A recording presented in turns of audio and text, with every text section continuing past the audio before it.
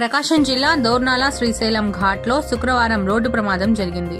బోడేనాయక్ తాండా వద్ద RTC bus mini travels bus ఎదురెదురుగా ఢీకొనడంతో mini travels bus driver Gunavath Jnaneshwar కి కాలు విరిగింది. అలాగే మరో 6 మందికి స్వల్ప గాయాలయ్యాయి. దీంతో హుటాహుటిన హైవే పెట్రోలింగ్ పోలీసులు అక్కడికి చేరుకుని క్షతగాత్రుల్ని 108 వాహనంలో దోర్నాల ప్రభుత్వ వైద్యశాలకు తరలించారు. పోలీసులు ఘటనా స్థలానికి చేరుకొని దర్యాప్తు చేస్తున్నారు. వీరంతా మహారాష్ట్రకు చెందినవారు కాగా శ్రీశైలం దైవ దర్శనానికి వెళ్లి వస్తుండగా ప్రమాదం చోటు చేసుకుంది.